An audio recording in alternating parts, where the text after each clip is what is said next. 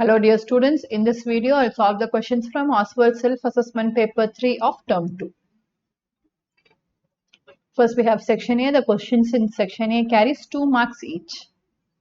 The first question, the marginal cost MC is given by the function MC is equal to 2 plus 5 e raised to x.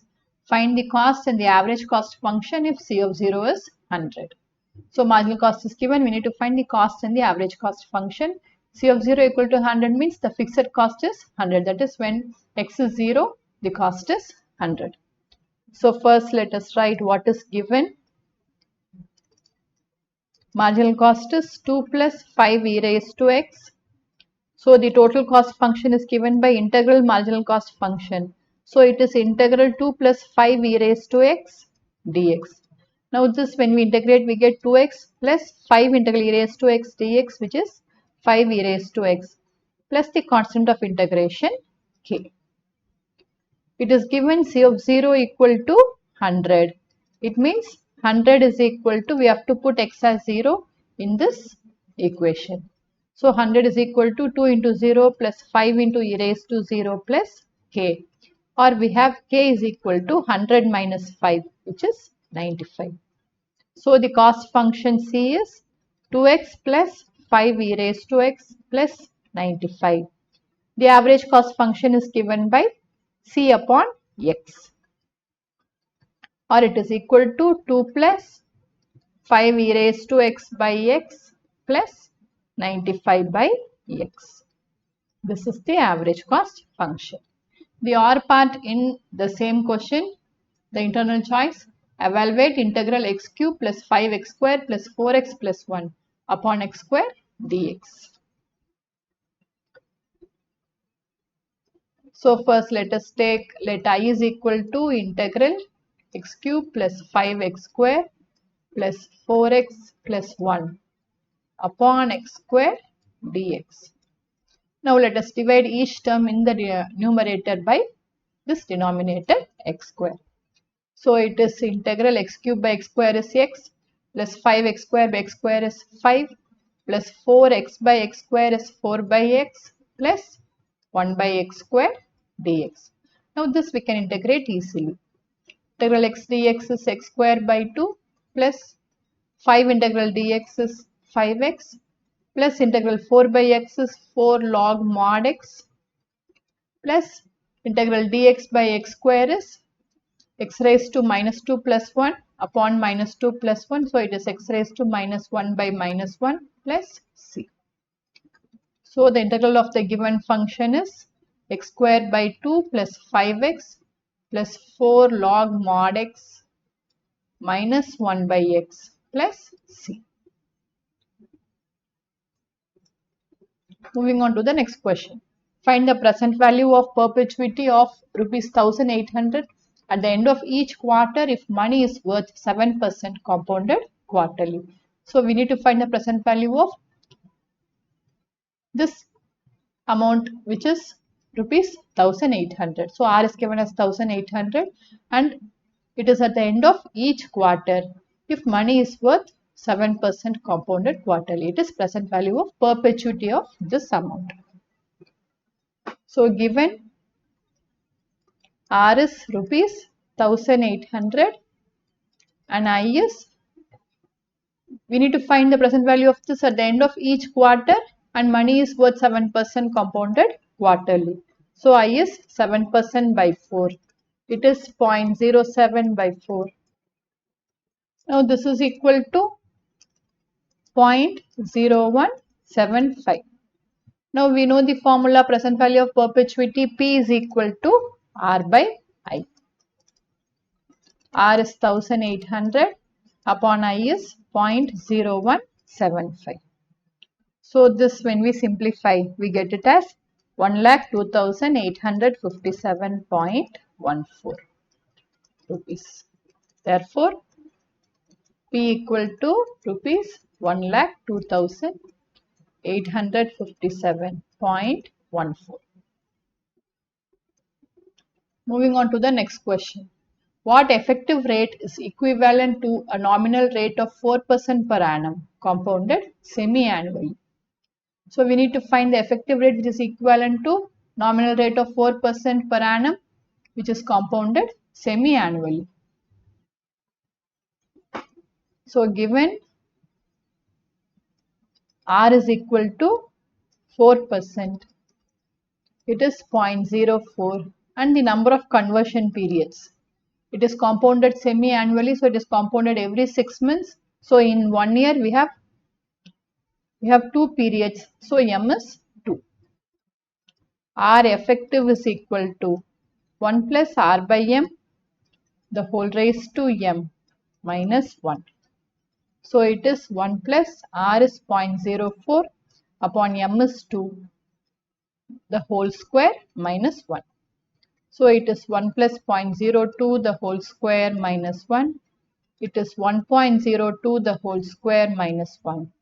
1.02 the whole square is 1.0404.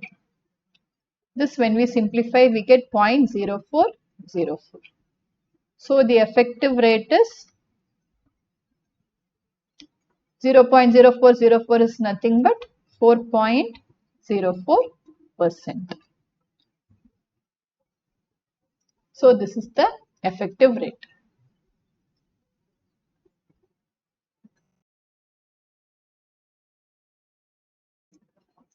So here writing the formula carries 1 mark and finding the final answer. Remaining steps and the final answer carries 1 mark. The R part in the same question. Find the present value of annuity of rupees 2500 payable at the end of each year for 4 years if money is worth 5.5% compounded annually. We need to find the present value of this amount. Annuity of this amount, rupees 2500, is payable at the end of each year for 4 years when money is compounded 5.5% annually. So given R is rupees 2500, I is 5.5% or it is 0.055 and N is 4. Now the present value of ordinary annuity, it is given by R into 1 minus 1 plus I the whole raised to minus N upon I. So here R is 2500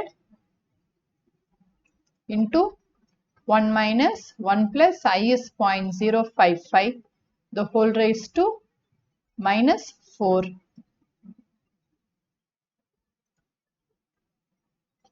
The whole thing divided by 0.055. So here this 2500 upon 0.055, it is 45,454.54 into 1 minus 1.055 the whole raised to minus 4 is given as 0.8072. 0.8072. So this is 0.1928. Now this, when we simplify, we get it as 8,763.64 rupees. So this is the present value of annuity of rupees 2500. Since it is payable at the end of each year, we have present value of ordinary annuity. And the amount is 8,763.64. Writing the formula carries 1 mark. Substituting the values, calculation and the final answer, it carries 1 mark. Moving on to the next question. Define the terms population and sample. The meaning of population and sample we are familiar. We have studied in inferential statistics. A population is a group of all distinct individuals or objects that a researcher wants to draw conclusions about. Example can be number of students in a school, or we can even write number of bulbs produced in a factory, number of chairs produced in a factory, and so on. Next, we have sample. In statistics, we commonly use a sample, that is a small subset of a larger set of data, for making inferences about the large set. So the larger set is called the population, and from this population the sample is drawn. Moving on to the next question. The salaries of certain company workers are given as below. Using 3 yearly moving average indicate the trend in salaries. So for various years, the salaries in 1000 it is given. We need to find the 3 yearly moving average. Now let us draw a table like this to find the 3 yearly moving average. We have year which is given in the question, then salaries also given in the question, and then we have 3 yearly moving total and 3 yearly moving average. 3 yearly moving total for 2017 it is the first 3 years values. So if we add these three, we get 25, 31 and 35 add up to 91. Next we have 31, 35, 40 to add up to 106. Next we have 35, 40, 42. It adds up to 117. Next we have 40, 42, 45. It is 127. 3 yearly moving average, we have to divide each of these by 3. 91 by 30, 30.33, 106 by 3, 35.33, 117 by 3, 39, 127, 42.33. So these are the 3 yearly moving total and 3 yearly moving average. Finding the 3 yearly moving total carries 1 mark and 3 yearly moving average carries 1 mark. Moving on to the next question. Draw the feasible region for the given LPP. Minimize z is equal to 6x plus 3y. Subject to the constraints 4x plus y greater than or equal to 80, x plus 5y greater than or equal to 150, 3x plus 2y less than or equal to 150, x greater than or equal to 0 and y greater than or equal to 0. So first let us draw each of these constraints. Let us take this as 1, 2 and 3. So for the first, let us draw the equation. When x is 0, y is 80. When y is 0, x is 20. So on a graph sheet, let us mark the x-axis and the y-axis. And let us take their units as 20, 40, 60, 80, 100 and 120. Here again 20, 40, 60, 80 and 100. So the point 0, 80 is here and 20, 0 is here. Now let us draw a straight line joining these 2 points so that we get the first equation. So this is the first equation.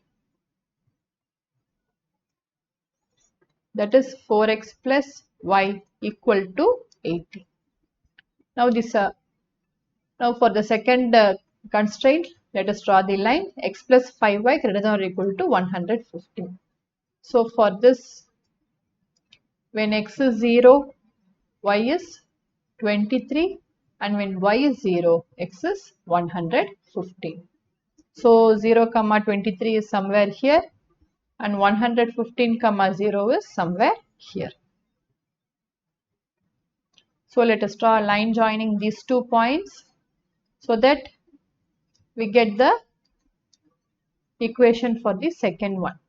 X plus 5y equal to 150.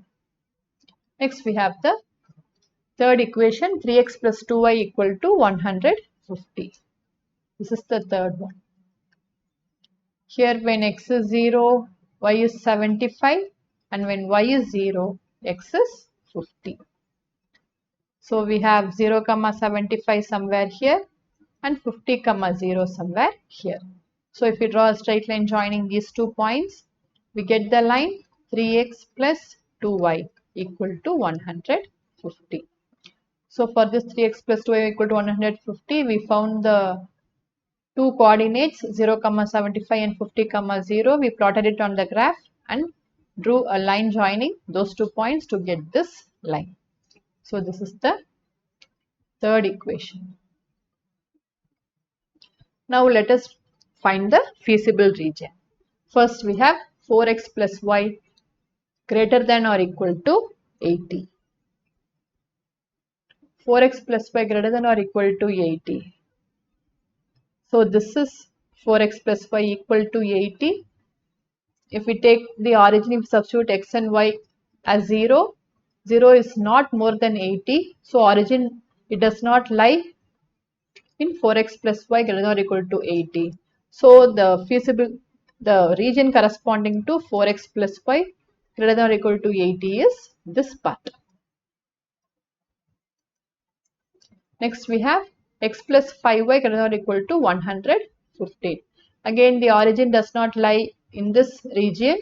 So the region corresponding to this inequality is this part.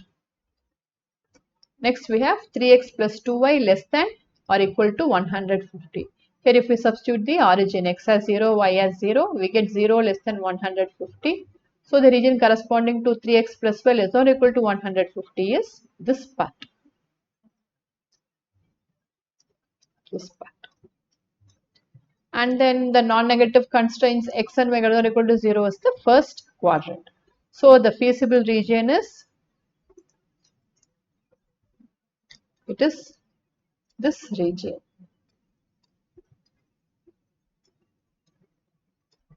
So this is the feasible. Let us mark this as P, Q and R, the corner points. So the feasible region is the shaded region, that is triangle PQR. So this is the feasible region. Moving on to the next question. Evaluate the following integral. Integral root of x squared plus 1 into log of x squared plus 1 minus 2 log x upon x raised to 4 dx. Now we have to find the integral of this function. So first let us take, let I is equal to integral root of x squared plus 1 log of x squared plus 1 minus 2 log x upon x raised to 4 dx. In this root of x squared plus 1, let us take x square outside. X square, we will get into 1 plus 1 by x square. And here this is log of x squared plus 1 minus 2 log x is minus log x square. So it is log of x square plus 1 minus log x square upon x raised to 4 dx. Now this root of x square can be taken outside. Root and square will go. We will get x, integral x into root of 1 plus 1 by x square. And here log of x square plus 1 minus log x square. Log a minus log b is log a by b. So it is log of x square plus 1 by x square into 1 by x raised to 4 dx. So here this 1x we can cancel. So as a result we get this is equal to integral root of 1 plus 1 by x square into log of 1 plus 1 by x square into 1 by x cube dx. So the given integral reduces to this form. Now let us put 1 plus 1 by x square equal to t square. As a result we get minus 2 upon x cube dx equal to 2t dt when we differentiate both sides. So from this we get dx by x cube is equal to minus t dt. So for root of 1 plus 1 by x square we can write t. So the given integral becomes integral t into log of 1 plus 1 by x square will be t square. T square. And in place of 1 by x cube dx we can put minus t dt. Minus t dt. So this is equal to minus integral t square into log t dt. Now we can integrate this using integration by parts. So I is minus 2 integral t square log t dt. Again we have to use the rule I late. It will be easy for us. So we have to take the first function as log t. L stands for logarithmic function. First function is log t. And A stands for algebraic function. Second function as t square. So it is minus 2 into, keep the first function, integrate the second function. If we integrate t square, we get t cube by 3. Then minus integral derivative of the first function. Derivative of the first function is 1 by t and integral of the second function. It is t cube by 3 dt plus c. This is using integration by parts. So here we have integral t square by 3 dt. So that let us integrate. So it is minus 2 into t cube by 3 log t minus 1 by 3 into integral t square dt is t cube by 3 plus c. Now this t cube by 3 is common, it can be taken outside. So it is minus 2 t cube by 3 into log t minus 1 by 3 plus c. Now let us substitute for t. We have taken 1 plus 1 by x square as t. So we will have t as root of 1 plus 1 by x square. Or it is x square plus 1 by x square is t square. Or t is root of x square plus 1 upon x. Now this let us substitute it here. So it is minus 2 by 3x cube into x square plus 1 the whole raised to 3 by 2 into log of root x square plus 1 upon x minus 1 by 3 plus c. So this is the integral of the given function.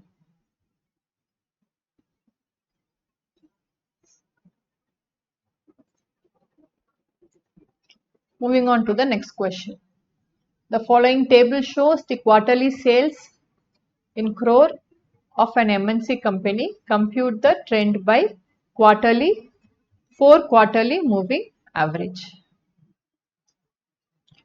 So for years and various quarters, the sales data is given.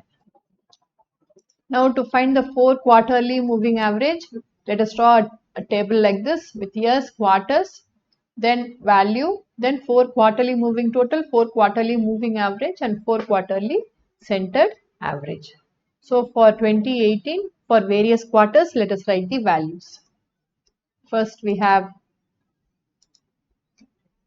for 2018, for the first quarter, the values are 20, then second quarter 22, 24, 25.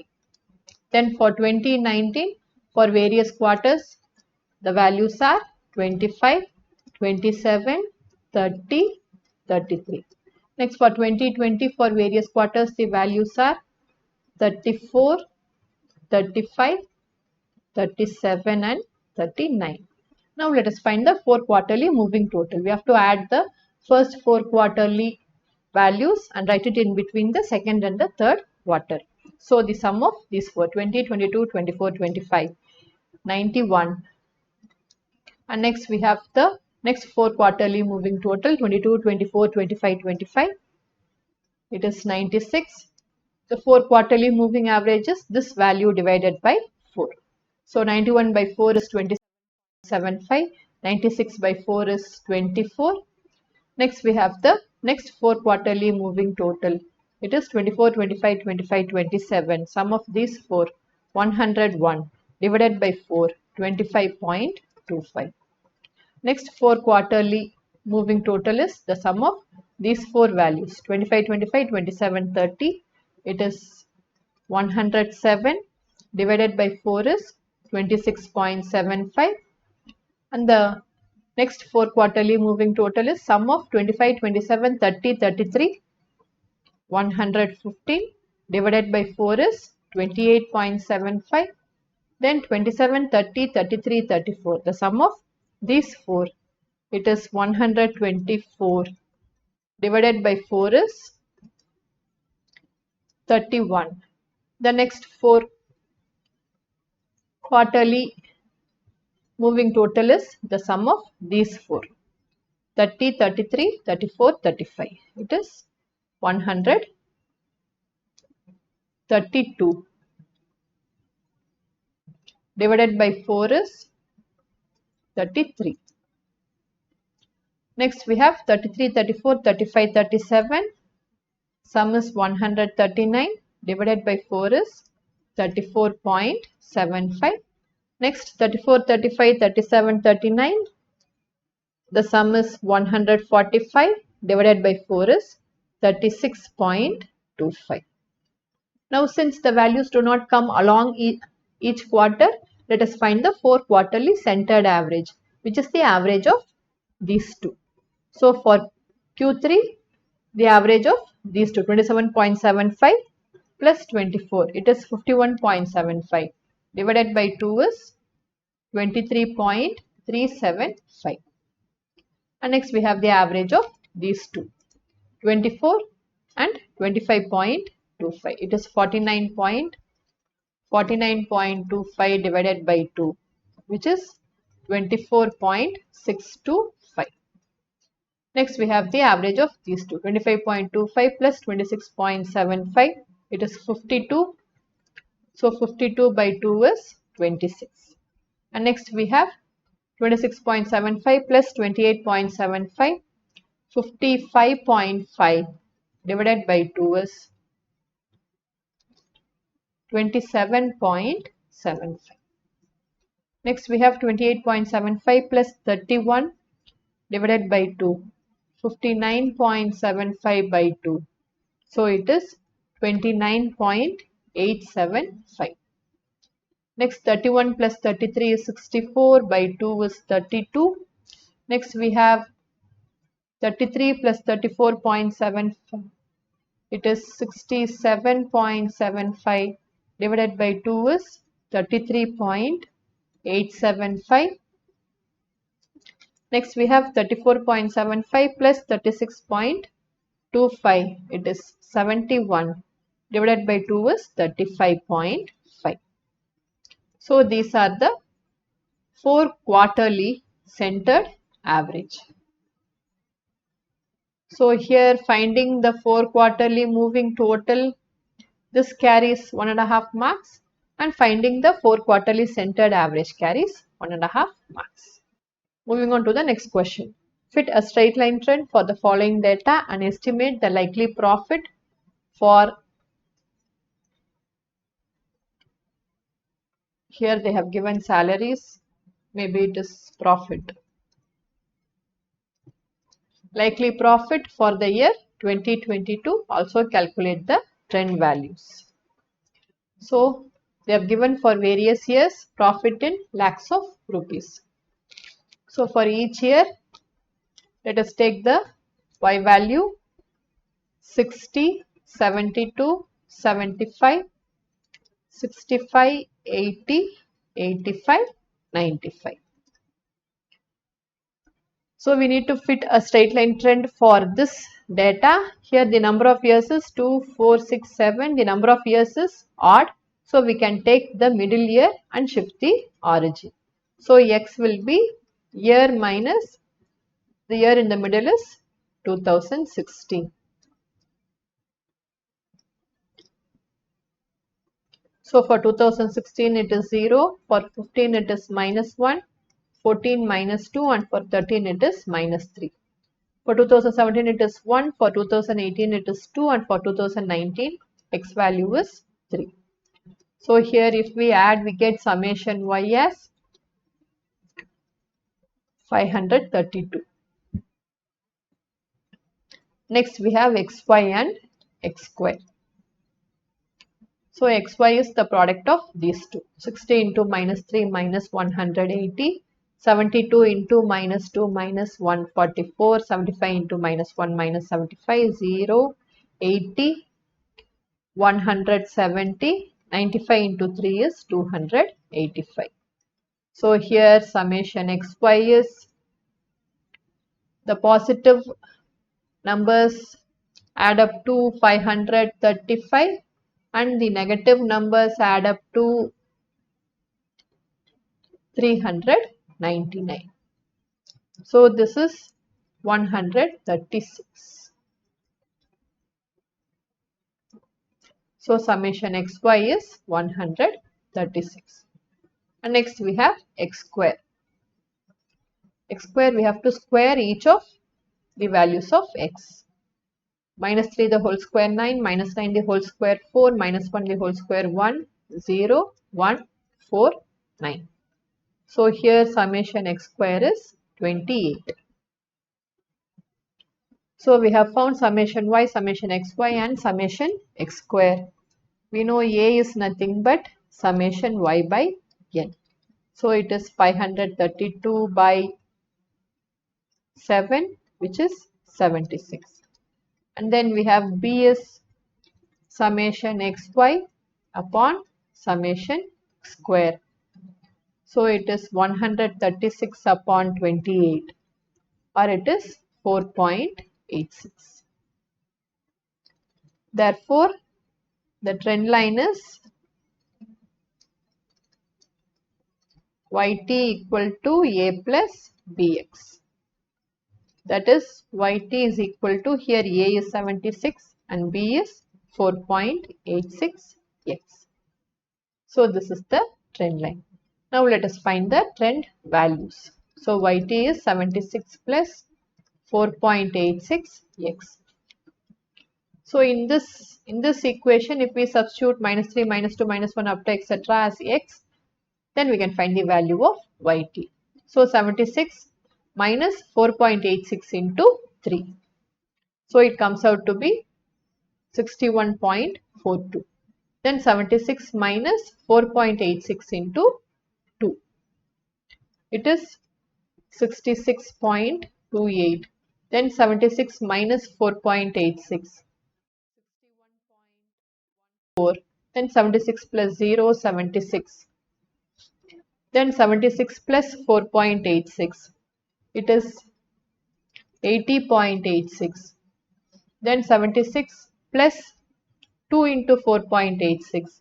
It is 85.72. Then 76 plus 3 into 4.86. 90.58. So these are the trend values. We need to estimate the likely profit for the year 2022. For the year 2022, X is year minus 2016. So it is 2022 minus 2016, which is 6. Estimated profit YT equal to 76 plus 4.86 into 6, or it is 76 plus 29.16, which is 105.16 lakhs rupees. So the estimated profit for the year 2022 is 105.16 lakhs. Moving on to the next question. For a random sample of 10 pigs fed on diet A, increases in weight in pounds in a certain period where 10, 6, 16 up to etc. pounds. For another random sample of 12 pigs fed on diet B, the increases in the same period where 7, 13, 12 up to etc. 17 pounds. It is given that mean of first sample is 12 pounds and second sample is 15 pounds. Find the standard error for the given data.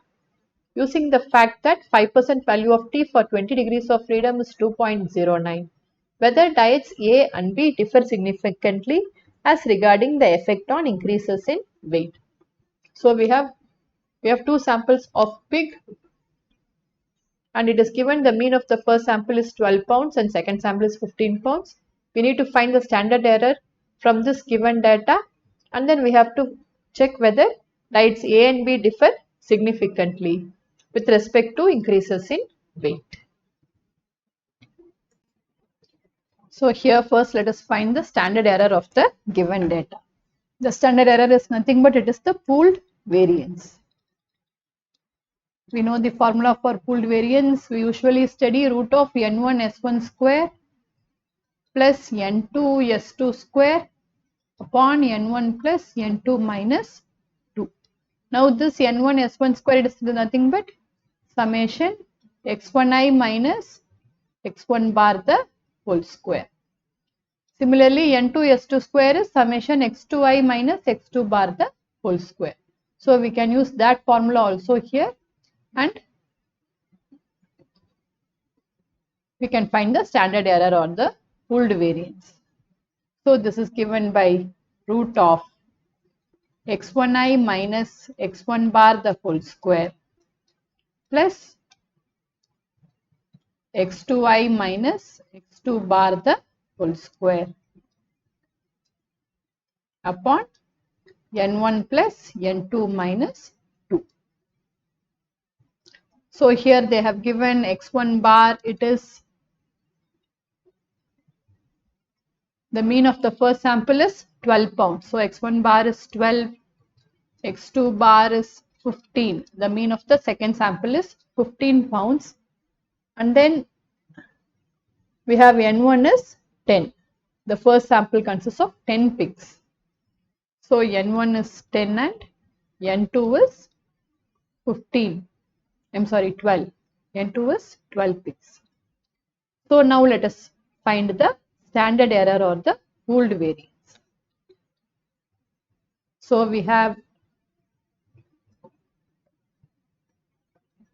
let us find x1i, then x1i minus x1 bar. x1 bar is 12, the whole square.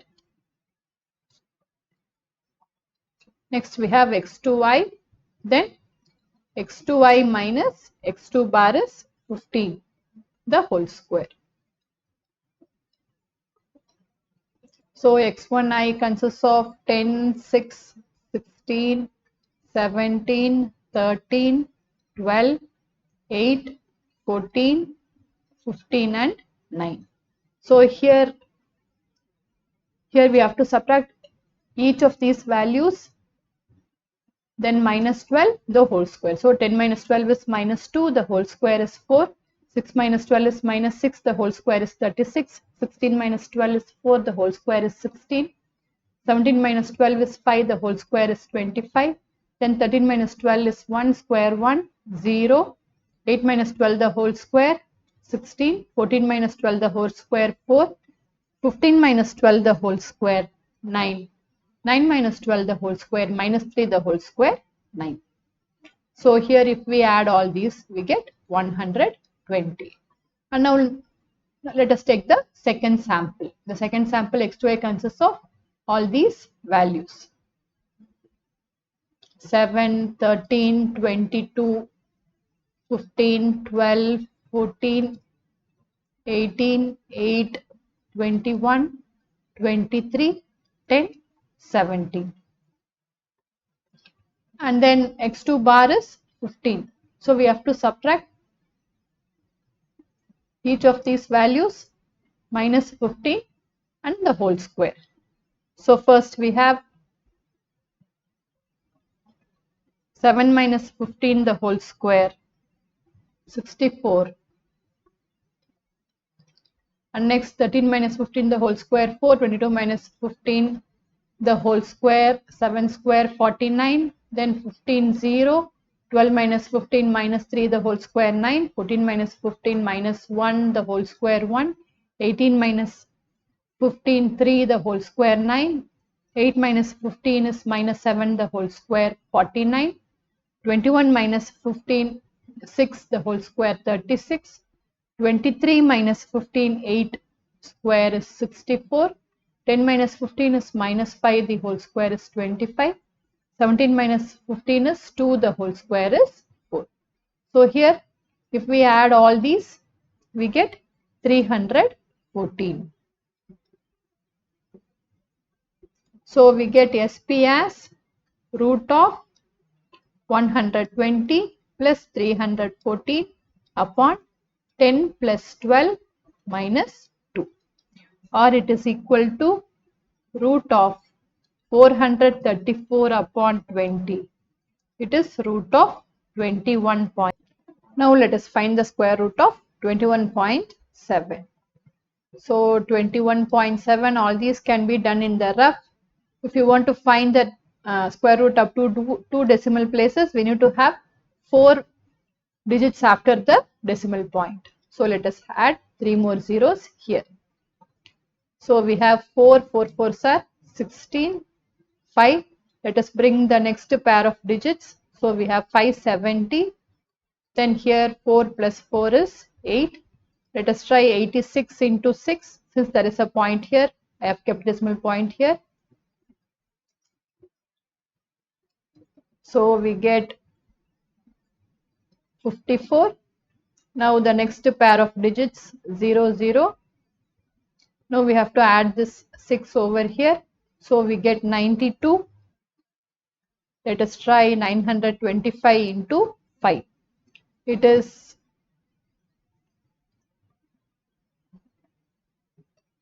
4625. When we subtract, we get 775. So square root of 21.7 is 4.65. So this is equal to 4.65. So this is the standard error of this data. Now let us see whether there is any significant difference between diets A and B using t-test. Here. So let us define the null hypothesis H0 and alternate hypothesis H1 as follows. So let us take H0 is there is no significant difference between the two samples. So H0 is mu1 equal to mu2. And the alternate hypothesis H1 is mu1 not equal to mu2. So we can see that a two-tailed t-test is applied under H0. We have t is equal to x1 bar minus x2 bar upon sp into root of n1 n2 by n1 plus n2. So here x1 bar is 12, x2 bar is 15. Upon SP we just now calculated it as 4.65 into root of n1 is 10, n2 is 12 upon 10 plus 12. Now this when we simplify we get minus 3 by 4.65 into root of 120 upon 22. It is 5.4545. Now let us find the root of 5.4545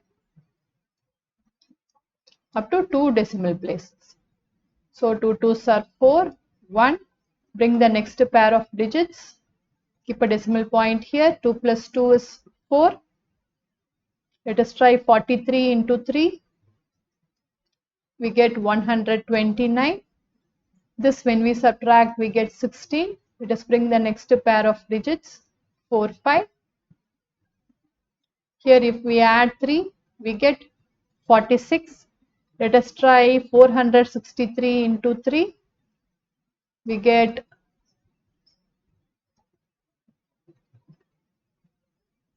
1389. The remainder is 256. So approximately square root of 5.4545 is 2.33. So this is minus 3 by 4.65 into 2.33, or it is minus 1.5. Therefore, T is equal to minus 1.5.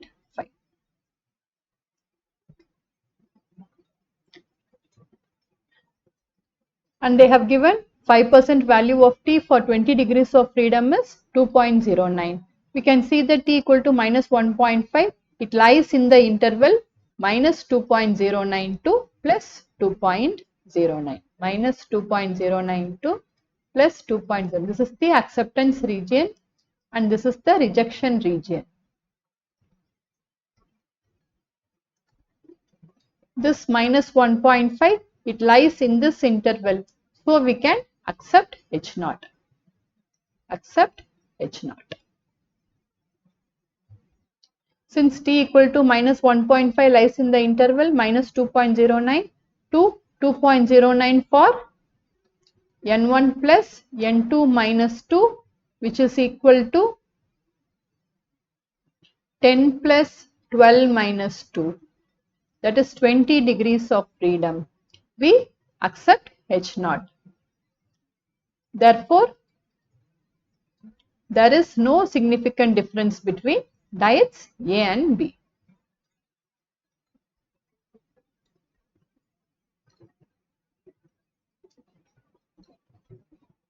Difference between diets A and B.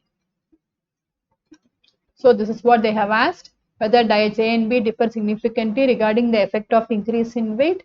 We got that we can accept H naught. It means there is no significant difference between these two diets. Or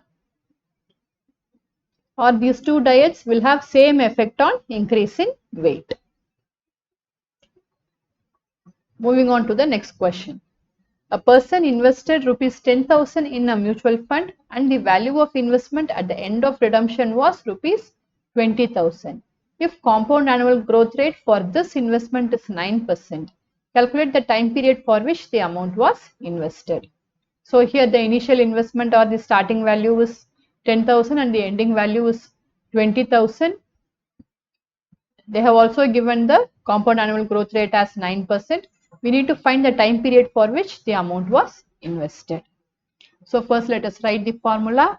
We have compound annual growth rate equal to ending value upon starting value the whole raised to 1 by n minus 1 into 100, where SV is the starting value of investment and EV is the ending value of investment. Given starting value is 10,000, ending value is 20,000 and compound annual growth rate is 9%. So this implies 9 is equal to ending value 20,000 upon starting value 10,000 the whole raised to 1 by n minus 1 into 100. Compound annual growth rate is always represented in percentage, so we have to take this 9 because here we have into 100. We should not write 0.09 here. So from this we get, now if we bring this 100 to the other side, we get 9 by 100 or 0.09. It is equal to 2 raised to 1 by n minus 1. Or from this we get, if we bring this minus 1 to the other side, we get 1 plus 0.09, which is 1.09 equal to 2 raised to 1 by n. If we take log on both sides, we get log 1.09 equal to 1 by n log 2. From this we get n as log 2 upon log 1.09. The values are given in the question itself. If we substitute the values, we will get the value of n. So it is 0.301 upon 0.0374. Log 2 is given as 0.301 and log 1.09 is given as 0.0374. Now this, when we simplify, we get it as approximately equal to 8. Therefore, n is equal to 8 years. So the time period for which the amount was invested is 8 years. Here writing the formula carries 1 mark, substituting the values up to this step it carries 1 mark. Then taking log, substituting the values and getting the final answer carries 1 mark. So a total of 3 marks for this question. Moving on to the next question. A manufacturer manufactures 2 types of teacups, A and B. 3 machines are needed for manufacturing the teacups. The time in minutes required for manufacturing each cup on the machines is given below. Here we have type of cup A and B, and then the time in minutes for machine 1, 2 and 3 are given here. Each machine is available for a maximum of 6 hours per day. If the profit on each cup of type A is rupees 1.50 and that on each cup of type B is rupees 1, find the number of cups of each type that should be manufactured in a day to get maximum profit. So this is a linear programming problem. Here it is given manufacturer manufactures 2 types of teacups A and B, and for this 3 machines are needed, and the time required for each of the cup in each of these machines in minutes is given in this table, and the profit on each cup is also given. We need to find the number of cups of each type that should be manufactured to get the maximum profit. So let us draw the table. So whatever is given the question I have drawn here. Machine 1, 12, 6, 18, 0, 6 and 9. Here the profit per cup, it is given as, for type A it is rupees 1.5 and for type B it is rupees 1. And then the maximum available time for each of the machine is, it is given as 6 hours. Here we have the time in minutes. So here we should have the maximum available time in minutes, which is 6 into 60, 360. Now we can formulate this linear programming problem. So let X cup of type A and Y cups of type B be produced. Now we have the objective function. So the objective function is, it is given by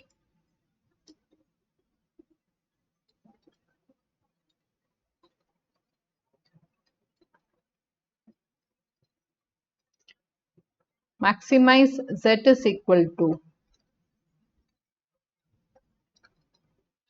1.5x plus 1 into Y. 1.5x, since the profit on cup A is 1.5 and cup B is rupees 1, we have to maximize Z is equal to 1.5x plus 1 into Y, subject to the constraints.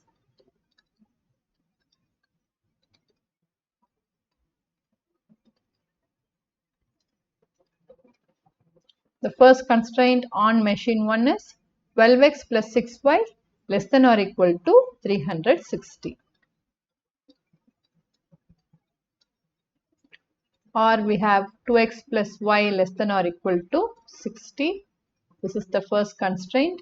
The next constraint is 18x less than or equal to 360. Or we have x less than or equal to 20. This is the second constraint. Next we have the third constraint, 6x plus 9y less than or equal to 360. 6x plus 9y less than or equal to 360. Or we have 2x plus 3y less than or equal to 120. And we have the non-negative constraints, x greater than or equal to 0 and y greater than or equal to 0. So these are the constraints. This is the mathematical formulation of this given linear programming problem, which carries 1.5 marks. And now let us draw the graph. So we got the constraints as 2x plus 3y less than or equal to 60, x less than or equal to 20, and 2x plus y. 2x plus 3y less than or equal to 120. 1, 2, this is 3. Now let us take the graph, draw the x-axis, y-axis, and let us take 1 centimeter as 10 units.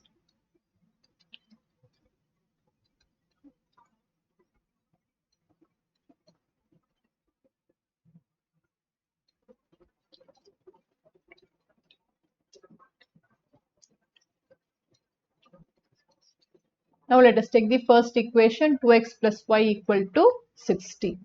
And let us draw the line for this equation. When x is 0, y is 60, and when y is 0, x is 30. So this is 0, 60, and this is 30, 0. If we draw a straight line passing these two points, we will get the equation of the line corresponding to 2x plus y equal to 60. Next we have x is equal to 20. It is a straight line which passes through 20, 0 and parallel to the y-axis. So this is x is equal to 20. Next we have 2x plus 3y equal to 120. All these can be done in the rough. When x is 0, y is 40, and when y is 0, x is 60. So this is 0, 40, and this is 60, 0. So if we draw a straight line passing through these 2 points, we will get 2x plus 3y equal to 20. Here all these are less than or equal to, it means it is this side. The origin, it lies in this plane. So it is this part.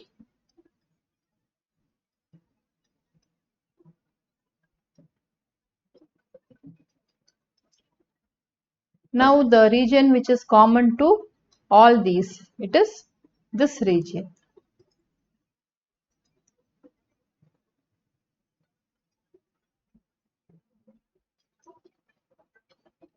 So this is the feasible region.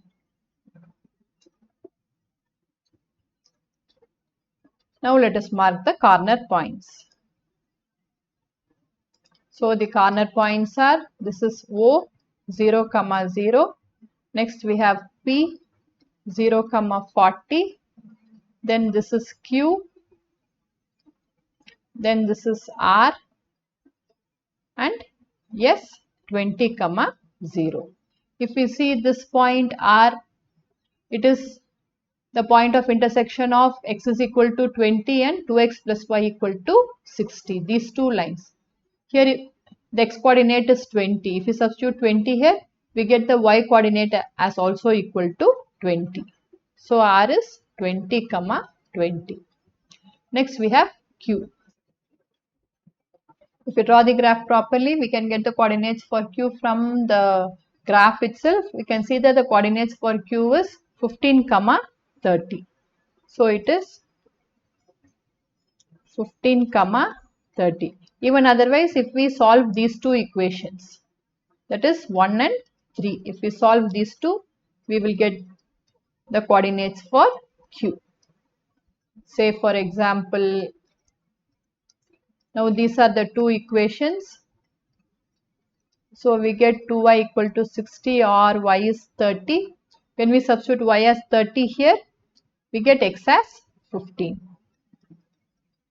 So the coordinates for Q is 15, 30.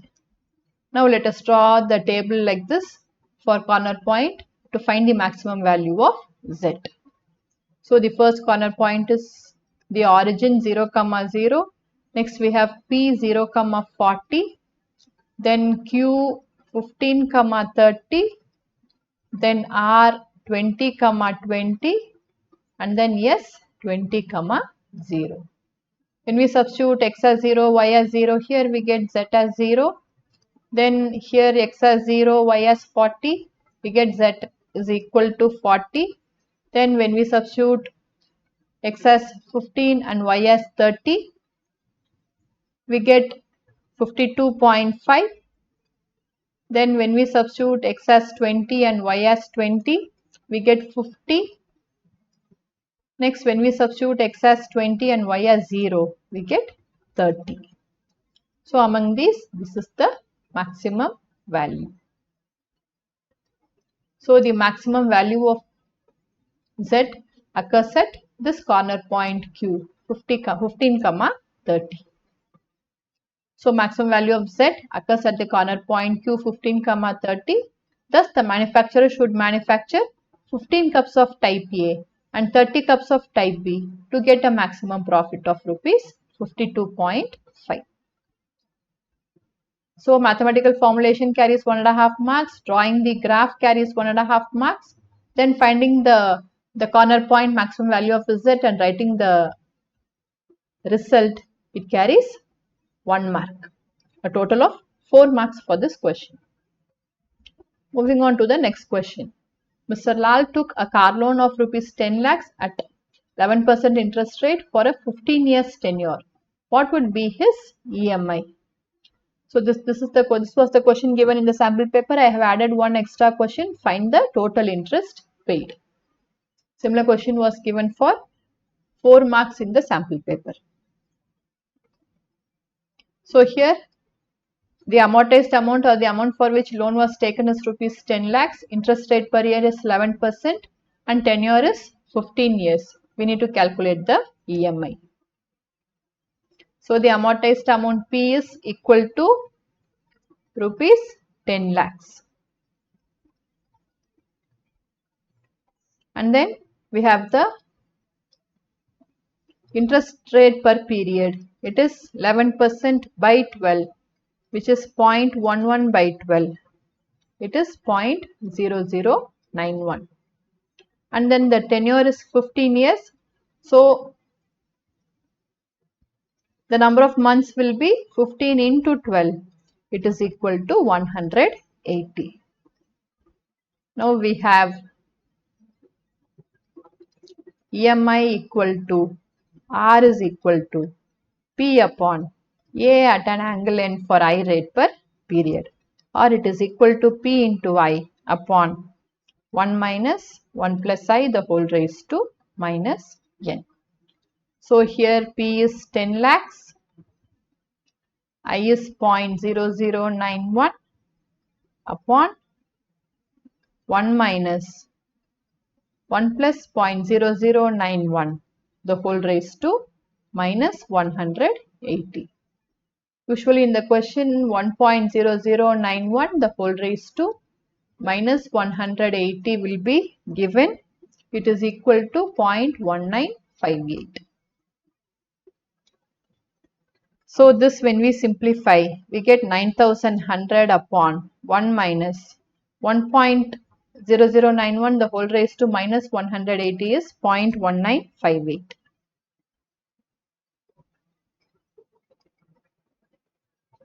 Or it is 9100 upon 0.8042. So this when we simplify, we get EMI equal to 11,315.59, or it is approximately equal to 11,316.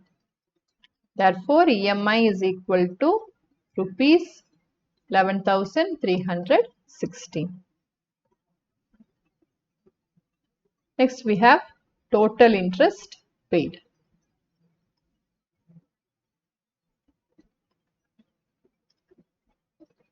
It is equal to N into R minus P. Here N is 180. So for 180 months, a sum of 11,316 per month has been paid. So 180 into 11,316, then minus the loan amount, which is 10 lakhs. This is the total interest paid.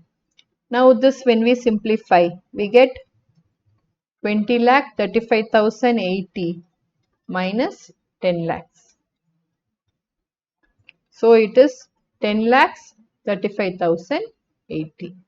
So this much amount of interest has been paid by Mr. Lal when he takes a car loan of 10 lakhs at 11% interest rate for a 15 years tenure. The EMI is rupees 11,316. Writing what is given carries 1 mark. Then writing the formula carries 1 mark. Substituting the values, finding the value of EMI carries 1 mark, and finding total interest paid carries 1 mark, a total of 4 marks. Moving on to the next question. A new issue of 7-year bonds of rupees 1,700 par value and an annual fixed coupon rate of 9% was purchased by Mr. Pandit. It is given that the coupon payments are made semi-annually. The minimum semi-annual yield that Mr. Pandit would accept is 8%. Find the fair value of bond using semi-annual coupon payment and the formula as required. So here the maturity period for the bond is 7 years. That is, the bond matures in 7 years. Par value is rupees 1,700 and the annual coupon rate is 9%. This given coupon payments are made semi-annually and semi-annual yield is 8%. We need to find the fair value of the bond. If you see, as far as questions on financial mathematics is concerned, we just have to remember the formula very well. Only then it will be easy to do the problems, and the calculation, I think, are comparatively less. So first, let us take face value of the bond. Let us write what is given. Face value of the bond is given as F is rupees 1,700. And then, since nothing is given about the redemption value, it means it is redeemed at par. So the redemption value C is also equal to rupees 1,700. The nominal rate ID is, the annual coupon rate is 9%, but semi-annual coupon payments are made. So ID will be 9% upon 2. It is 0.09 by 2, which is 0.045. Next, we have the periodic dividend payment R. Periodic dividend payment R is given by face value of the bond into the nominal rate. So R is equal to 1,700 into 0.045. This is equal to 76.5. So R is rupees 76.5. And then we have number of periods before redemption. The bond matures in 7 years and semi-annual payments are made. So number of periods before redemption N will be 7 into 2, which is 14. And the yield rate I, it is given as semi-annual yield which is expected is 8%. So I is 0.08. Here they have given directly semi-annual yield. Now we have to find the purchase price or the fair value of the bond. The fair value of the bond V is equal to R into 1 minus 1 plus I the whole raised to minus N upon I plus C into 1 plus I the whole raised to minus N. So here R is 76.5 into 1 minus 1 plus I is 0.08 the whole raised to minus N is 14 upon 0.08 plus C is 1,700 into 1 plus 0.08 the whole raised to minus 14. Here 76.5 upon 0.08, it is 956.25 into 1 minus 1.08 the whole raised to minus 14 is 0.3405. It is given in the question. Plus 1,700 into, here again 1.08 the whole raised to minus 14 is 0.3405. So this is 956.25 into 6595 plus 578.85. This when we simplify we get 630.65 plus 578.85. So when we add these two we get 1209.5. Therefore, fair value of the bond V is equal to rupees 1209.5.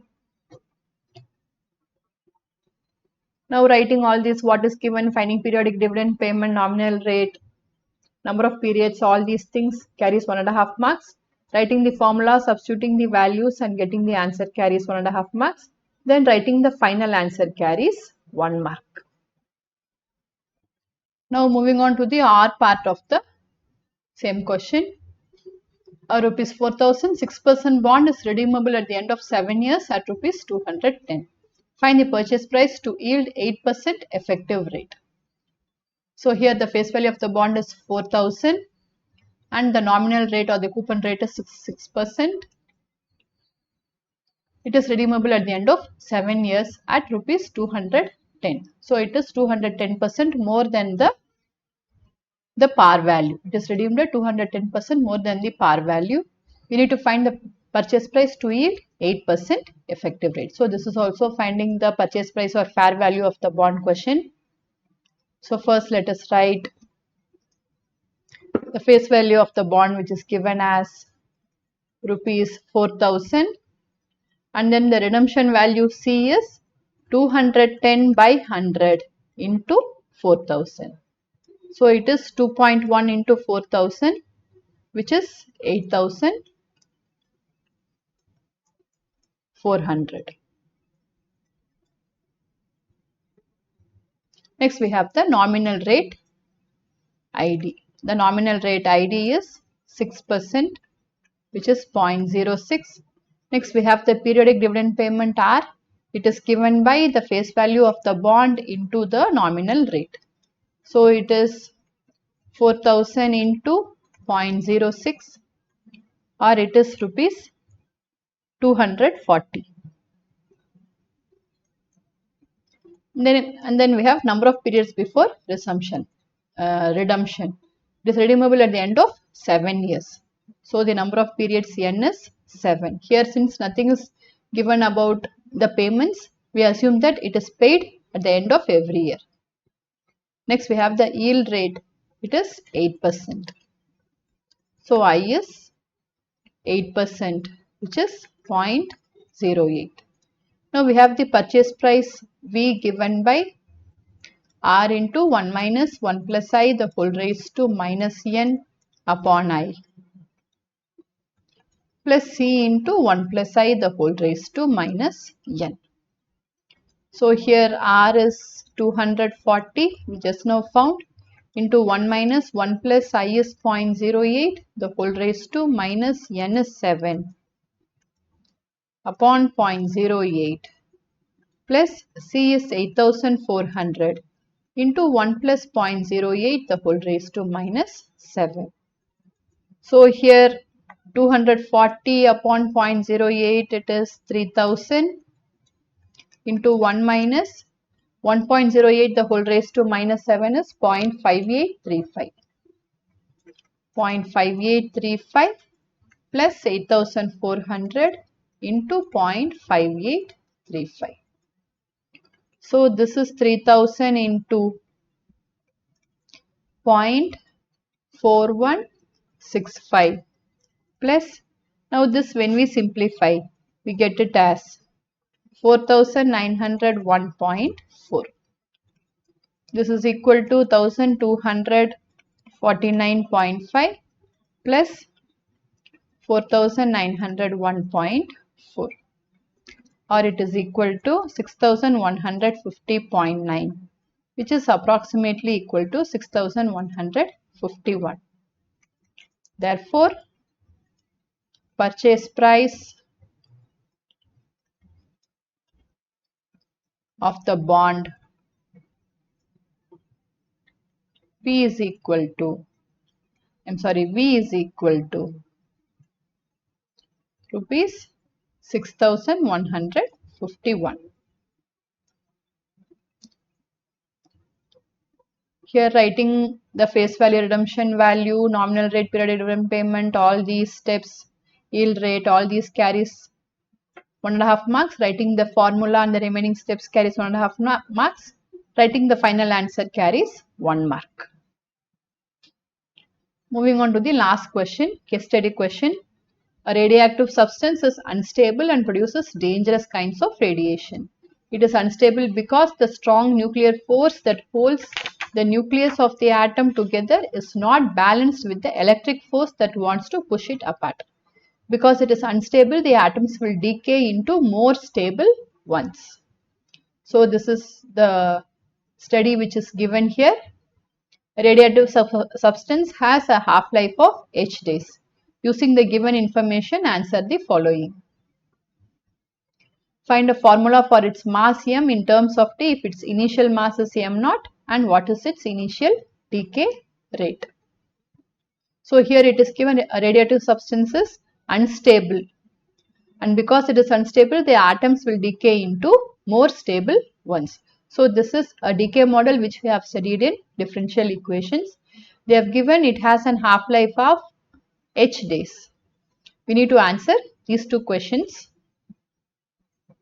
Find a formula for its mass m in terms of t if its initial mass is m0. They have given half-life is h days. So for the first subdivision, we have studied dx by dt is proportional to x. Here, since the notation m is used, let us take dm by dt. It is proportional to the mass. Or we have dm by dt equal to minus k into m. Here, since it is decaying, it is a decay model, so we have to use a negative sign here. Or we have dm by m equal to minus k dt. If we integrate both sides, we get log m equal to minus kt plus c. Now this is to the base e, so we get m is equal to e raised to minus kt plus c. It is e raised to minus kt into e raised to c. Or we have m is equal to lambda into e raised to minus kt. Here it is given its initial mass is m0. At t equal to 0, m equal to m0 implies m0 is equal to lambda into e raised to 0. So we get lambda as m0. Therefore, m is equal to m0 into e raised to minus kt. And next they have given it has an half-life of h days. Given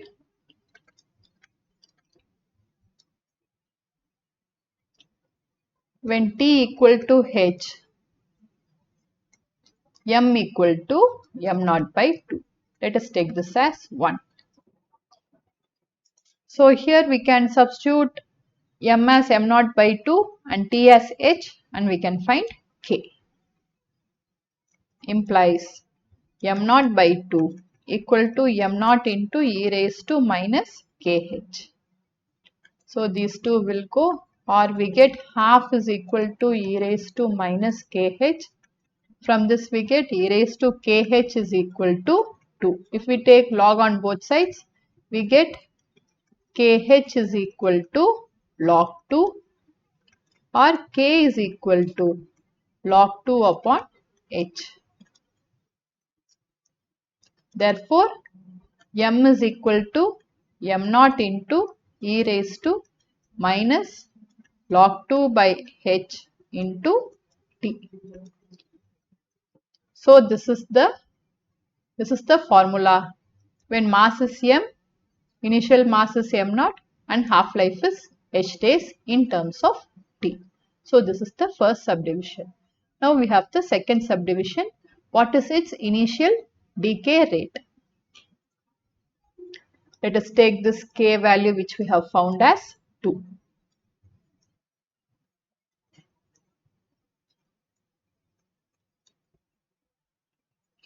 So the second subdivision, initial decay rate, it is given by, we have dm by dt. Initial decay rate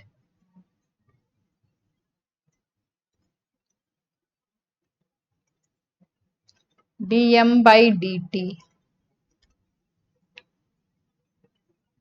equal to minus km. When m is equal to m naught, k is equal to log 2 by h, dm by dt equal to minus m naught into log 2 upon h. So this is the initial decay rate.